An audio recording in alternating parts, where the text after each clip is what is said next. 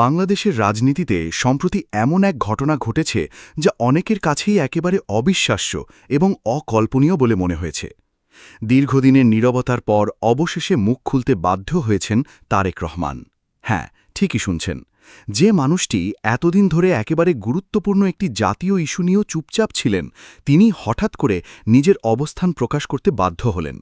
আর এই পরিবর্তনের পেছনে কাজ করেছে জামায়াতে ইসলামীর এক কঠিন হিসাব করা এবং কৌশলী রাজনৈতিক চাপ। দিনের পর দিন তারেক রহমানের এই নীরবতা সাধারণ মানুষের চোখে ধরা পড়ছিল। শুধু তাই নয়, সোশ্যাল মিডিয়াতেও এ নিয়ে তীব্র সমালোচনা হচ্ছিল। মানুষ প্রশ্ন তুলছিল, এত বড় একটি ইস্যুতে কেন তিনি কোনো বক্তব্য দিচ্ছেন না? কোথায় কার অবস্থান? কেন তিনি এড়িয়ে যাচ্ছেন? এই প্রশ্নগুলো ধীরে ধীরে জনমনে ক্ষোভে রূপ নিতে শুরু করে। এমনকি অনেকেই মনে করছিলেন তিনি হয়তো ইচ্ছাকৃতভাবেই বিষয়টি পাশ কাটিয়ে যাচ্ছেন। বিএনপির মতো একটি বড় রাজনৈতিক দল, যারা ক্ষমতায় এসেছে মাত্র ১.৫ মাসের কিছু বেশি সময় আগে, তাদের কাছ থেকে মানুষ স্বাভাবিকভাবেই স্পষ্ট অবস্থান আশা করেছিল। কিন্তু বাস্তবে দেখা গেল সম্পূর্ণ ভিন্ন চিত্র। বরং জামায়াতে ইসলামীর মতো একটি দল খুব কৌশলে রাজনৈতিক মাঠে নিজেদের উপস্থিতি জোরামো করে তোলে এবং পরিস্থিতিকে নিজেদের অনুকূলে নিতে শুরু করে। এখানেই তৈরি হয় সেই প্রশ্ন, কিভাবে বিএনপি এমন একটি চালের কাছে কার্যত চাপে পড়ে গেল, আর কেনই বা শেষ পর্যন্ত তারেক রহমান নিজের অবস্থান পরিবর্তন করতে বাধ্য হলেন? এই প্রশ্নগুলোর উত্তর খুঁজতেই আমাদের একটু পেছনে যেতে হবে। সাম্প্রতিক সময়ে জুলাই সনদ নামে একটি গুরুত্বপূর্ণ বিষয়কে কেন্দ্র করে সারা দেশে ব্যাপক আলোচনা শুরু হয়। শুধু সাধারণ মানুষের মধ্যেই নয়, এই ইস্যুটি জাতীয় সংসদ পর্যন্ত গড়ায়।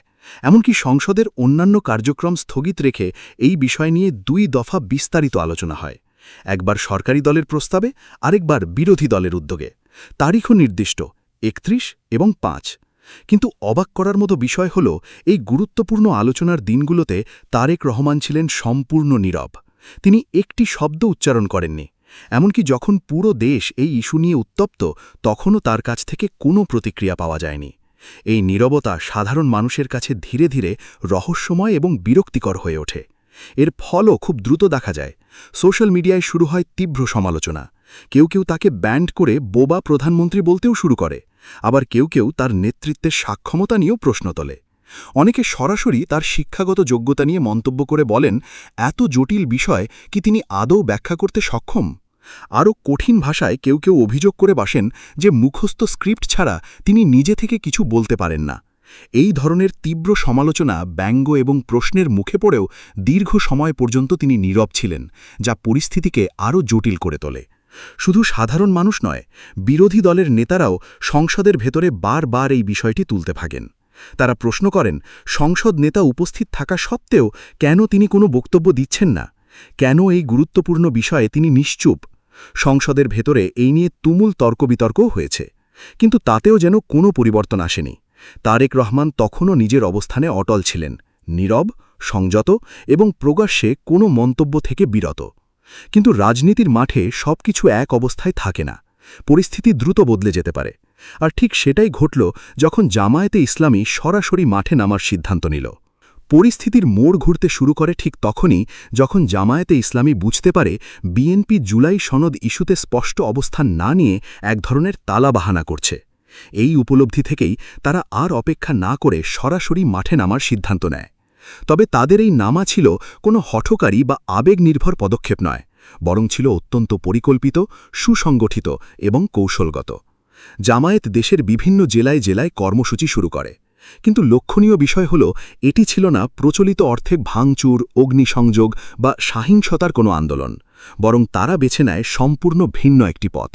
তারা গণসংযোগ শুরু করে, মানুষের দ্বারে দ্বারে পৌঁছে যায়, লিফলেট বিতরণ করে, ছোট ছোট সেমিনার ও আলোচনা সভার আয়োজন করে। অর্থাৎ তারা সরাসরি জনগণের মন জয় করার দিকে মনোযোগ দেয়। এই পদ্ধতিটি ছিল অত্যন্ত কার্যকর, কারণ তারা শুধু আন্দোলনই করেনি, বরং একটি নির্দিষ্ট বার্তা খুব পরিষ্কারভাবে মানুষের কাছে পৌঁছে দিতে পেরেছে। আর সেই বার্তাটি ছিল বিএনপি এবং তার নেতৃত্বকে ঘিরে। তারা সাধারণ মানুষের মধ্যে এই ধারণা ছড়িয়ে দিতে সক্ষম হয় যে বিএনপি প্রতিশ্রুতি রক্ষা করে না, তারা দ্বিচারিতা করে এবং তাদের রাজনৈতিক অবস্থান বিশ্বাসযোগ্য নয়। ধীরে ধীরে এই বার্তাটি জনমনে প্রভাব ফেলতে শুরু করে। মানুষ বিষয়টি নিয়ে ভাবতে শুরু করে, আলোচনা করতে শুরু করে এবং এক পর্যায়ে অনেকেই এই বক্তব্যকে সত্য বলে মেনে নিতে শুরু করে। রাজনীতিতে সবচেয়ে বড় শক্তি হল জনমত, আর সেই জনমত যখন বিপরীতে যেতে শুরু করে তখন সেটি যে কোনো ক্ষমতাসীন দলের জন্য বড় ধরনের সতর্ক সংকেত। জামায়াত ঠিক এই জায়গাতেই আঘাত করেছে। তারা কোনো বিশৃঙ্খলা সৃষ্টি না করেই, কোনো বড় ধরনের সংঘর্ষে না গিয়েই শুধুমাত্র ধারাবাহিক প্রচারণার মাধ্যমে একটি শক্তিশালী জনমত তৈরি করে ফেলে। আর এই জনমতই বিএনপির জন্য সবচেয়ে বড় চ্যালেঞ্জ হয়ে দাঁড়ায়। ভাবুন, একটি সরকার মাত্র ১.৫ মাস আগে ক্ষমতায় এসেছে। এই স্বল্প সময়ের মধ্যেই যদি সাধারণ জনগণ থেকে শুরু করে রাজনৈতিক প্রতিপক্ষ সবাই তাদেরকে অবিশ্বাস করতে শুরু করে, তাহলে সেই সরকারের জন্য পরিস্থিতি কতটা অস্বস্তিকর হয়ে উঠতে পারে। ঠিক এই বাস্তবতাই সামনে এসে দাঁড়ায় বিএনপির জন্য। তারেক রহমান এবং দলের শীর্ষ নেতারা বিষয়টি খুব দ্রুত অনুধাবন করতে পারেন। তারা বুঝতে পারেন এই অবিশ্বাস যদি আরও গভীর হয় তাহলে তা ভবিষ্যতে তাদের জন্য মারাত্মক ক্ষতির কারণ হতে পারে। কারণ রাজনীতিতে ইমেজ বা ভাবমূর্তি একবার নষ্ট হয়ে গেলে সেটি পুনরুদ্ধার করা অত্যন্ত কঠিন। এই অবস্থায় সবচেয়ে বড় ভয়ের জায়গাটি ছিল বিশ্বাসযোগ্যতা। মানুষ যদি একবার বিশ্বাস করে ফেলে যে একটি দল কথা রাখে না, তাহলে সেই দলের প্রতিটি ভবিষ্যৎ প্রতিশ্রুতিও প্রশ্নবিদ্ধ হয়ে যায়। জামায়াতের প্রচারণা ঠিক এই বিশ্বাসযোগ্যতার জায়গাটিকেই টার্গেট করেছিল, এবং সেখানেই তারা সফল হয়েছে। অনেকের মধ্যেই তখন এমন ধারণা তৈরি হতে শুরু করে যে তারেক রহমান গণভোটে একটি অবস্থান নিলেও বাস্তবে হয়তো ভিন্ন কিছু করার পরিকল্পনা করছেন। কেউ কেউ ভাবতে থাকে জুলাই সনদকে হয়তো শেষ পর্যন্ত বাস্তবায়নই করা হবে না, বরং কোনো না কোনোভাবে এটি পাশ কাটিয়ে যাওয়ার চেষ্টা করা হবে। এই সন্দেহ এবং অবিশ্বাসী ধীরে ধীরে বড় সংকটে রূপ নিতে থাকে। এমন পরিস্থিতিতে চুপ করে থাকা আর সম্ভব ছিল না, কারণ নীরবতা তখন আর কৌশল হিসেবে কাজ করছিল না, বরং সেটি দুর্বলতা হিসেবে ধরা পড়ছিল। আর এই চাপই শেষ পর্যন্ত তারেক রহমানকে নিজের অবস্থান স্পষ্ট করতে বাধ্য করে। অবশেষে তিনি মুখ খুললেন, এবং শুধু মুখই খুললেন না, বরং সম্পূর্ণ ভিন্ন এক সুরে কথা বললেন। ঢাকা সেনাবাহিনীতে প্রধানমন্ত্রীর এক দরবারে বক্তব্য দিতে গিয়ে তিনি স্পষ্টভাবে ঘোষণা করেন যে জুলাই সনদে যেভাবে স্বাক্ষর করা হয়েছে তার প্রতিটি দফা বাস্তবায়নে সরকার বদ্ধপরিকর। এই বক্তব্যের মাধ্যমে তিনি একটি পরিষ্কার বার্তা দিতে চেয়েছেন। সরকার কোনো ধরনের আংশিক বাস্তবায়নের পথে যাবে না, বরং চুক্তিতে যেভাবে উল্লেখ আছে ঠিক সেভাবেই সেটি কার্যকর করা হবে। অর্থাৎ এখানে আর কোনো দায়বদ্ধতা রাখা হলো না। রাজনৈতিক বিশ্লেষকদের মতে এই ঘোষণাটি ছিল একটি গুরুত্বপূর্ণ মোড়। বিশেষ করে গণভোটের প্রেক্ষাপটে এটি একটি ইতিবাচক সংকেত হিসেবেই দেখা হয়।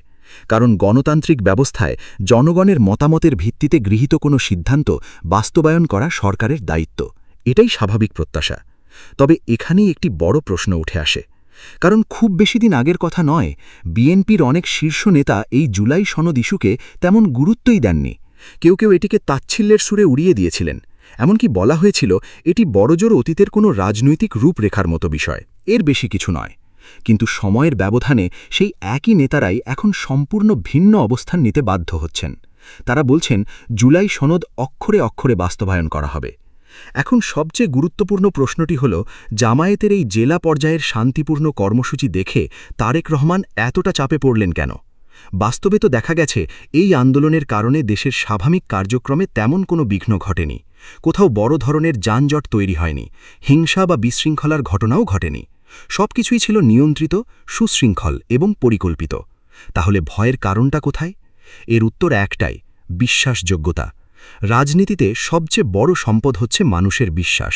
আর সেই বিশ্বাস যখন টলতে শুরু করে তখন সেটি যে কোনো সরকার বা রাজনৈতিক দলের জন্য সবচেয়ে বড় হুমকি হয়ে দাঁড়ায়। জামায়াতের ধারাবাহিক প্রচারণার ফলে সাধারণ মানুষের মনে একটি ধারণা শক্তভাবে গেঁথে যেতে শুরু করেছিল যে বিএনপি হয়তো তাদের দেওয়া প্রতিশ্রুতি রক্ষা করবে না। মানুষের মধ্যে এমন কথাও ছড়িয়ে পড়ে যে গণভোটে সমর্থন দিলেও বাস্তবে হয়তো তারেক রহমান ভিন্ন কোনো পরিকল্পনা করছেন। কেউ কেউ সন্দেহ করতে শুরু করে জুলাই সনদকে হয়তো ধীরে ধীরে অকার্যকর করে দেওয়া হবে, কিংবা কোনো কৌশলে এটি পাশ কাটিয়ে যাওয়া হবে। এই যে অবিশ্বাসের বীজ রোপিত হচ্ছিল, সেটিই ছিল সবচেয়ে বড় বিপদের সংকেত। তারেক রহমান ঠিক এই জায়গাটি উপলব্ধি করেছিলেন। তিনি বুঝতে পেরেছিলেন যদি এক্ষুনি পরিস্থিতি নিয়ন্ত্রণে না আনা যায় তাহলে ভবিষ্যতে এর প্রভাব আরও গভীর হতে পারে। তাই নিজের ভাবমূর্তি রক্ষা করা এবং রাজনৈতিক অবস্থান টিকিয়ে রাখার স্বার্থেই তাকে প্রকাশ্যে এসে প্রতিশ্রুতি দিতে হয়েছে।